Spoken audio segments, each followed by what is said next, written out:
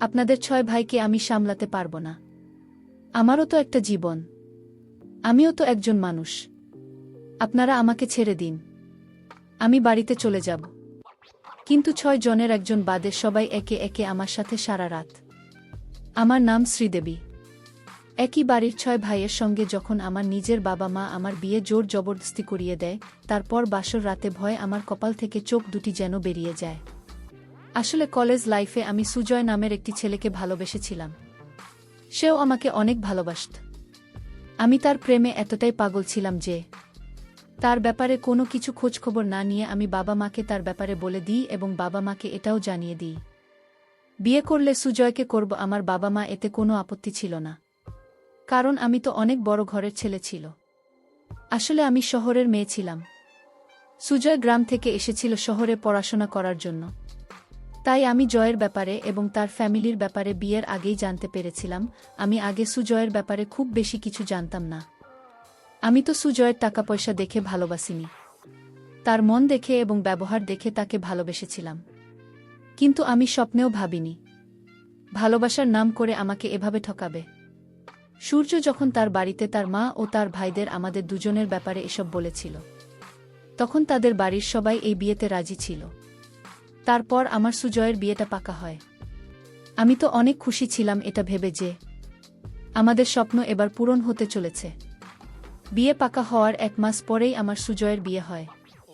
আমার শাশুড়ি ও ভাসুর বিয়ের আগে আমার বাবা মাকে বলে গিয়েছিল তারা কোনো অনুষ্ঠান করবেন না, খুব নর্মালভাবে বিয়েটা করবে। আমার বাবা মায়ের এতে কোনো আপত্তি ছিল না। বিয়ের দিন তো আমি খুব খুশি ছিলাম, কারণ আমার বিয়ে আমার পছন্দের ছেলের সঙ্গেই হচ্ছে। তারপর আমি বিয়ের মণ্ডপে যাওয়া মাত্রই অজ্ঞান হয়ে পড়ে যাই, কারণ ওখানে গিয়ে আমি যখন জানতে পারি আমার বিয়ে সুজয়ের বাকি ভাইদের সঙ্গে হবে, মানে ওই পরিবারের একসঙ্গে 6 ভাইয়ের সঙ্গে আমার বিয়ে হবে। তারপর ওই অবস্থায় তারা 6 ভাই মিলে আমার সঙ্গে বিয়ে করেন। আমার যখন জ্ঞান ফেরে তখন আমি দেখি একটা বিছানায় 6 ভাই মিলে আমাকে ঘিরে বসে আছে, তার মাঝে সুজয় বসেছিল। আমি তখন কাঁদতে শুরু করি। সুজয়কে বলি, এসব কি হচ্ছে? একটা মেয়ের বিয়ের 6 ভাইয়ের সঙ্গে কি করে হতে পারে? আমি এই বিয়ে মানি না। আমি এখনই বাবার বাড়ি চলে যাব। আমার এত কিছু বলার পরেও সুজয় কিছু বলেনি। সে চুপচাপ মাথা নিচু করে বসেছিল। আমি তখন বুঝতে পেরেছিলাম ও এসব ব্যাপারে মিল আছে। তারপর আমি যখন বিছানা থেকে নেমে রুম থেকে বের হতে যাই, ঠিক ওই সময় আমার শাশুড়ি এসে আমার হাত ধরে বলে, চুপচাপ ঘরে থাক, বেশি বাড়াবাড়ি একদম করবেন না। সুজয় তো তোমাকে ভালোবাসি, তাই না? তাহলে আমি তোমাকে আমাদের গ্রামের এই প্রথার ব্যাপারে বলেনি। তোমার বিয়ে আমার 6 ছেলের সঙ্গে হয়েছে, আর এই বিয়ে তোমাকে মানতেই হবে। আমাদের এই গ্রামের প্রথা, একটা বাড়িতে যতগুলো ছেলে থাকবে তাদের স্ত্রী একজনই হবে, যাতে বাড়ির সুখ শান্তি বজায় থাকে এবং বাড়িতে যাতে কোনো ভাগ বাটোয়ারা না। সেই জন্য আমাদের গ্রামে একটা বাড়িতে যতগুলি ছেলে থাকে তাদের বিয়ে একটা মেয়ের সঙ্গে হয়। আমারও বিয়ে বাড়ির 3 ভাইয়ের সঙ্গে হয়েছিল।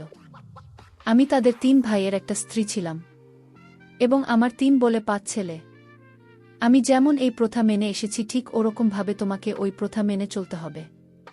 আমি শাশুড়ির হাতে পায়ে ধরে বলেছিলাম আমার সঙ্গে যাতে এরকম অন্যায় না করবেন না। আমার শাশুড়ি তখন বলে, তোমরা সবাই আমার সঙ্গে বাইরে চলো, শ্রীদেবীকে কিছুক্ষণ বিশ্রাম করতে দাও। আজ আমার বড় ছেলের সঙ্গে শ্রীদেবী রাত হবে। এইভাবে একে একে আমার ছেলের সঙ্গে শ্রীদেবীর বাসর রাত হবে। এই কথা বলে যখন আমার শাশুড়ি তার ছেলেদেরকে নিয়ে রুম থেকে বাইরে যায়, তারপরে তো আমার মাথায় যেন বাজ ভেঙে পড়ে। কারণ একটা মেয়ে কোনোদিনও 6 জন ছেলের সঙ্গে সংসার করতে পারে না। কারণ আমার মনের মধ্যে তো শুধু সুযোগ ছিল।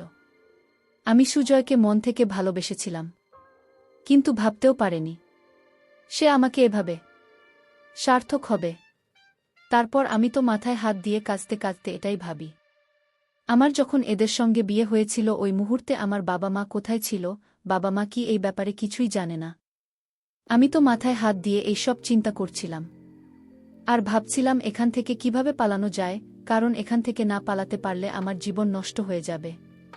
তারপর আমি ভেবে নিয়েছিলাম যেমন করেই হোক আমাকে এখান থেকে পালিয়ে বাবা মায়ের কাছে যেতে হবে। তারপর আমি একটা উপায় খুঁজে বের করি। আমার রুমের মধ্যে জানালাটা ছিল, জানালা দিয়ে আমি পালিয়ে গিয়েছিলাম। পালিয়ে গিয়ে আমি বাবা মায়ের কাছে গিয়েছিলাম।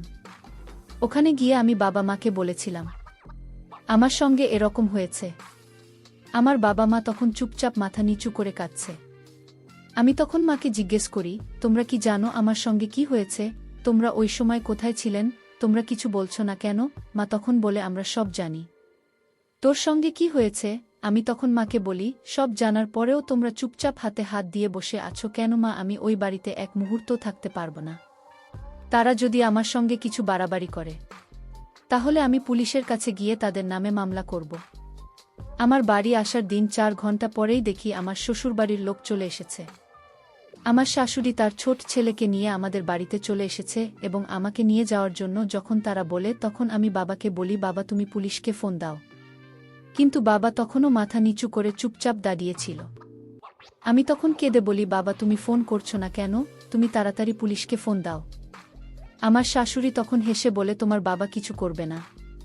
তোমার বাবা নিজের ইচ্ছায় সবকিছু জানা সত্ত্বেও তোমার বিয়ে আমার 6 ছেলের সঙ্গে দিয়েছে। বিয়ের আগে তোমার বাবার সঙ্গে একটা চুক্তি হয়েছিল, যেটার ব্যাপারে তুমি জানতে না। তোমার বাবাকে যখন বলেছিলাম তোমার বিয়ে শুধু সুজয়ের সঙ্গে নয়, আমার 6 ছেলের সঙ্গেই হবে, এটা শুনে তোমার বাবা মা এই বিয়েতে রাজি হয়নি। তারপর তোমার বাবাকে যখন টাকার লোভ দেখিয়েছিলাম এবং বলেছিলাম, তোমার ভাইয়ের বিদেশে পড়ার সমস্ত খরচ আমি দেব, তারপরে তোমার বাবা এই বিয়েতে রাজি হয়। তোমার বাবা তোমাকে আমাদের কাছে বিক্রি করে দিয়েছে।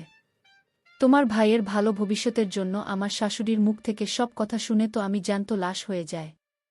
কারণ বাবা মা আমার সঙ্গে এরকম কিভাবে করতে পারে? তারা ভাইয়ের ভালো ভবিষ্যতের জন্য আমাকে এদের কাছে বিক্রি করে দেয়। বাবার আর্থিক অবস্থা খুব একটা ভালো ছিল না।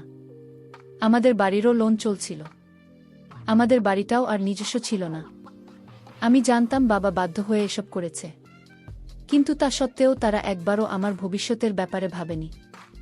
এসব কিছু জানার পরেও আমি যখন তাদের সঙ্গে শ্বশুরবাড়ি যেতে রাজি হইনি, তখন আমার শাশুড়ি আমার বাবাকে আঙুল দেখিয়ে বলে, আপনার মেয়ে শ্বশুরবাড়ি যাবে না, তাহলে আপনি এক্ষুনি আমাকে সমস্ত টাকা পয়সা ফেরত দিন। আর যদি ফেরত দিতে না পারেন, তাহলে আপনার মেয়েকে ভালোভাবে বুঝিয়ে বলুন, যাতে ও চুপচাপ আমাদের সঙ্গে চলে যায়। বাবা তখন কাঁদতে কাঁদতে আমার সামনে হাত জোড় করে দাঁড়ায়। ও বলে আমি যাতে শ্বশুরবাড়ি চলে যায়। আমি তখন বুঝতে পেরেছিলাম বাবা কিছুই করতে পারবে না। ওই সময় আমি মায়ের চোখের দিকে তাকিয়ে দেখেছিলাম এবং বুঝতে পেরেছিলাম এতে মায়ের কোনো দোষ ছিল না। কারণ আমার বাবা আমার মায়ের তো কোনো রায় মানত না। মা নিশ্চয়ই ব্যাপারে বাধা দিয়েছিল, কিন্তু বাবা হয়তো মানেনি। তখন আমি চুপচাপ আমার শাশুড়ির সঙ্গে শ্বশুরবাড়ি চলে যায়। শ্বশুরবাড়ি আসার পরে সেদিন না চাইতেও সুজয়ের বড় দাদার সঙ্গে আমার প্রথম রাত হয়। সুজয়ের বড় দাদা যখন আমার রুমে এসেছিল, তখন আমি তাকে হাত জোড় করে বলেছিলাম যাতে উনি আমার সঙ্গে কোনো রকম না করেন। কিন্তু উনি রুমে ঢোকা মাত্রই বলেছিলেন আজ আমার সাথে ওনার রাত এবং উনি নিজের মুখ খারাপ করতে চান না। উনি নিজের মিটিয়ে রুম থেকে চলে যান। তারপরের দিন সুজয়ের পালা ছিল। ভেবেছিলাম সুজয়ের সঙ্গে যখন সময় কাটাব তখন তাকে বোঝানোর চেষ্টা করব। সেদিন যখন সুজয়ের সঙ্গে আমার বাসর রাত ছিল, তখন আমি খুব খুশি ছিলাম এবং ভেবেছিলাম আজ সুজয়কে বলে সব কিছু ঠিকঠাক করে নেব। সেদিন যখন রাতের বেলা সুজয় আসে, তখন আমি তাকে বলেছিলাম, এই বাড়ির ছেলে আমরা দুজন কোথাও চলে যাব এবং সেখানে গিয়ে সংসার করব। তাহলে তো এইসব প্রথা আর আমাদের মানতে হবে না। কিন্তু সুজয় পরিষ্কার ভাষায় বলেছিল, সে বলেছিল আমি এই প্রথার যথেষ্ট সম্মান করি এবং আমার মায়ের কোনো কথার অমান্য করতে পারব না। তখন আমি রেগে সুজয়ের কলার ধরে বলেছিলাম, তাহলে তুমি আমাকে ঠকিয়েছে কেন? তুমি আমাকে ভালোবাসো, তাহলে এরকম কিভাবে করতে পারো? তুমি বিয়ের আগে এসব কথা কেন বলনি? তুমি তো আমাকে অনেক ভালোবাসতে, তাহলে তুমি আমার সাথে কিভাবে এরকম করতে পারো? সুজয় তখন হেসে নিজের গলা থেকে আমার হাত দুটো সরিয়ে দেয়, বলে আমি তো তোমার সঙ্গে ভালোবাসার নাটক করেছিলাম যাতে তুমি আমার প্রেমে পড়ে যাও এবং তোমার পরিবারকে যাদের টাকার লোভ দেখিয়ে তোমার সঙ্গে আমরা 6 ভাই মিলে যাতে বিয়ে করতে পারি। কারণ তোমার পরিবারের ব্যাপারে আমরা আগেই খোঁজখবর নিয়েছিলাম এবং জানতে পেরেছিলাম তোমাদের আর্থিক অবস্থা খুব একটা ভালো নেই। তোমার ভাই পড়াশোনায় খুব ভালো, কিন্তু ও টাকা পয়সার অভাবের জন্য বিদেশে যাওয়ার স্বপ্ন পূরণ করতে পারছে না। এই সব কিছু জানতে পেরে তোমার সঙ্গে ভালোবাসার নাটক করে আজ আমরা 6 ভাই মিলে বিয়ে করতে পেরেছি। আমি আমার মায়ের কোনো কথার অমান্য করতে পারব না। তাই তোমার এখন এই কথাগুলো বলে আর কোনো লাভ নেই।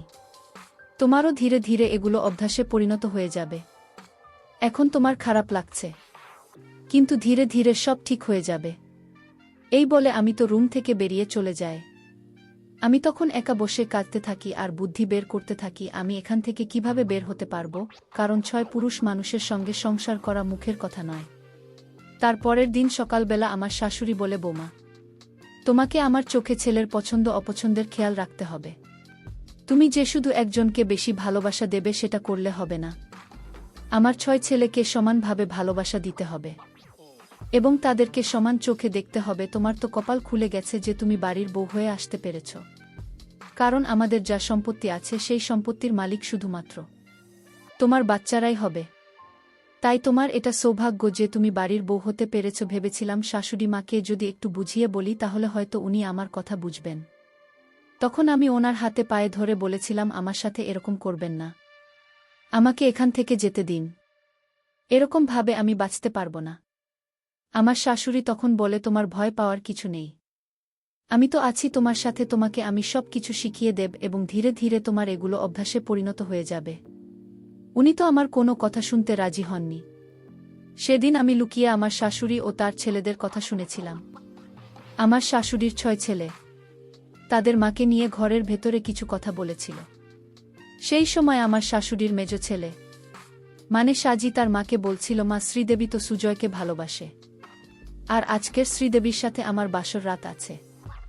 ওই মেয়েটার সাথে এত অত্যাচার করা কি ঠিক?